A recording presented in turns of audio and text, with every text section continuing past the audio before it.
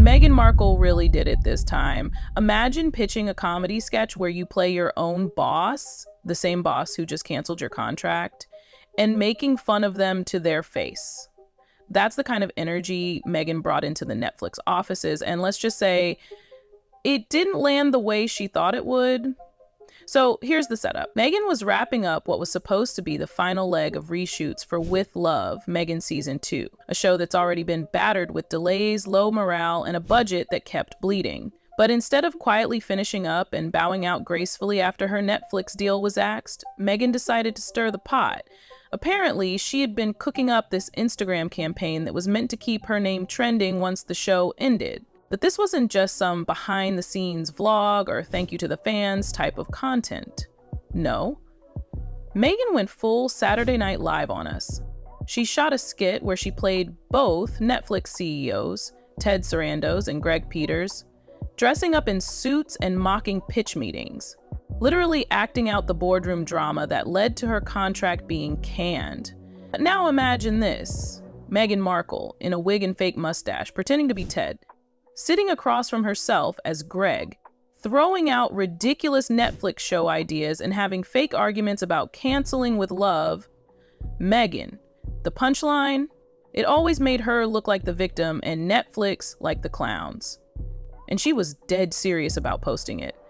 She had the whole thing edited, polished, and scheduled. This wasn't a leaked phone video or something casual. It was shot like a legit parody reel. According to people close to the situation, it was all set to drop on her Instagram page by the end of the month. She thought it would be hilarious, her team not so much. That's when things started crumbling. Her agent and manager, yes, her own people, panicked after seeing the final cut. They realized how bad this could get, and instead of backing Meghan, went straight to the top. They showed it to Ted Sarandos and Greg Peters themselves, hoping to stop a PR disaster before it exploded. The moment Netflix execs watched the sketch, they were furious. They didn't see parody, they saw disrespect. This wasn't just poking fun, it was Meghan rewriting history, spinning the fallout like Netflix was the villain and she was the genius they never appreciated.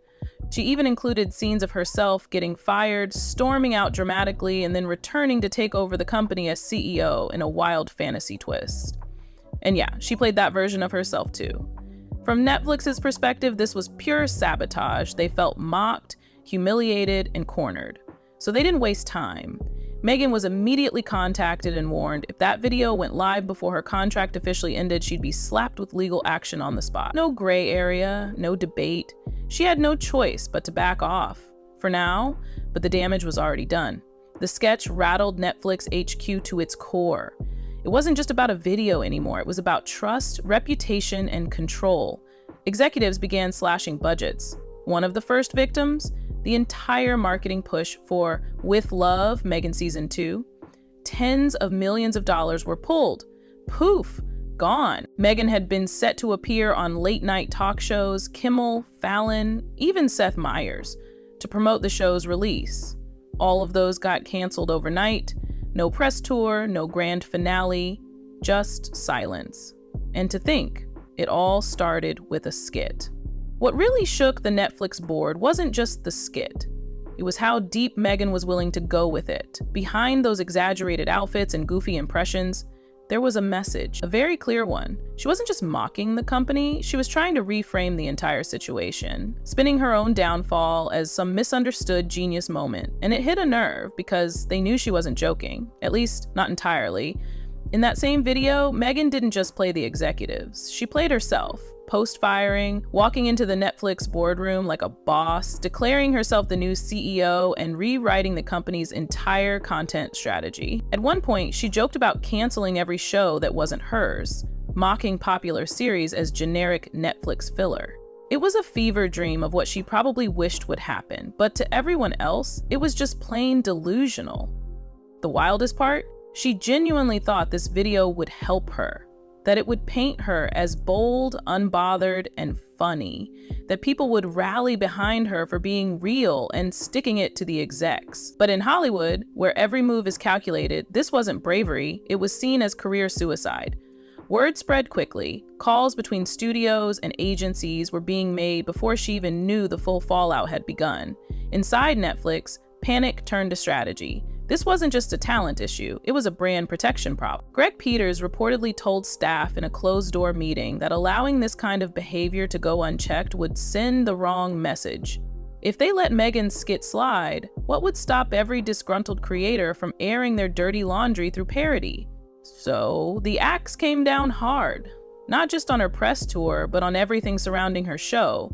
Marketing budgets weren't just cut, they were nuked. Posters were pulled from locations, ads were canceled, promotion slots were given to other shows. It was like With Love, Meghan never existed. Internally, staffers were told to stop discussing the show unless absolutely necessary. Meghan, meanwhile, was spiraling. She'd gone from being Netflix's pet project to a full-on liability. And even though she tried to act unfazed publicly, insiders said she was calling around frantically, trying to figure out how to do damage control. She told friends that Netflix was overreacting and that the sketch was lighthearted commentary, but nobody was buying it. The biggest blow? Her own team backing away. Her manager stopped returning calls for days. Her agent quietly removed her from the agency's active promotion list. Publicists that once scrambled to book her were now suddenly unavailable. And just like that, the phone stopped ringing. One producer who had worked on the show from the beginning said it felt like watching a slow-motion car crash.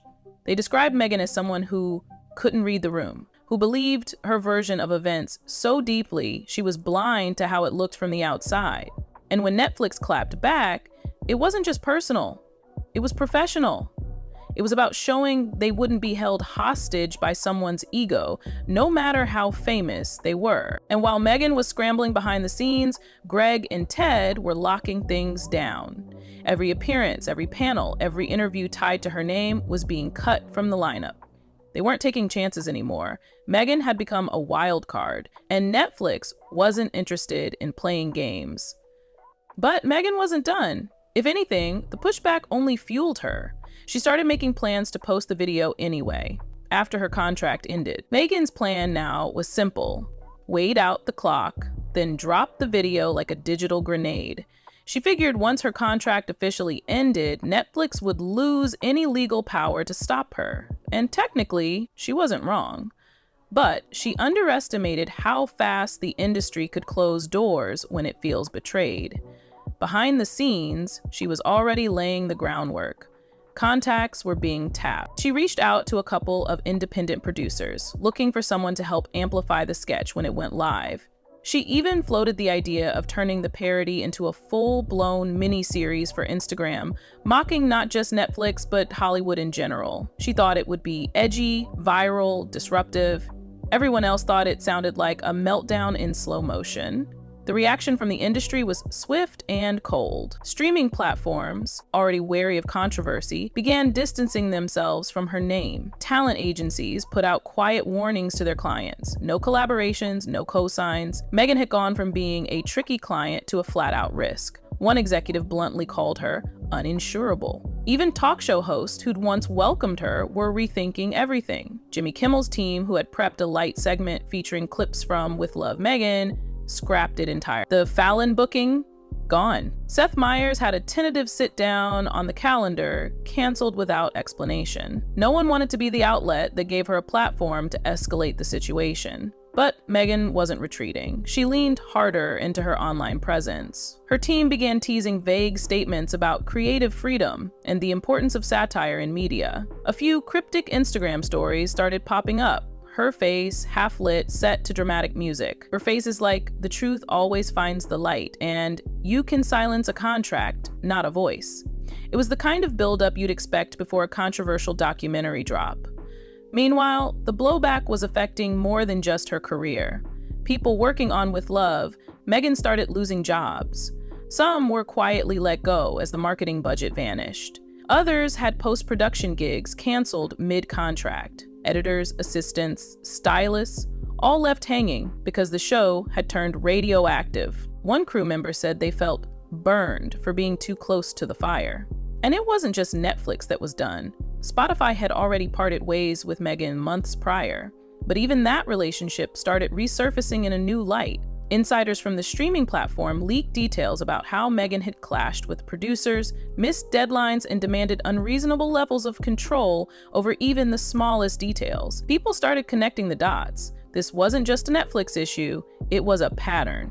Still, Meghan held on to the hope that the sketch would change the narrative, that once people saw her side, her version of the story, they'd understand, maybe even sympathize. But no matter how she spun it, the timing couldn't have been worse. Public opinion was lukewarm at best. The audience she'd once carefully curated with charity speeches and curated podcasts now saw someone unraveling in real time. And in Hollywood, perception is everything. By the end of August, her legal team had received a formal letter from Netflix's lawyers. No lawsuit yet, but a very clear warning that any future content defaming or misrepresenting executives could be subject to litigation. It was enough to make her pause, but not enough to stop her completely. The final decision? She'd wait until fall. Stop the video when the contracts were cold and her name had faded just enough to make the reappearance feel like a comeback. A risk, for sure, but Meghan was betting on one last Hail Mary, one last spark to set the stage for whatever came next.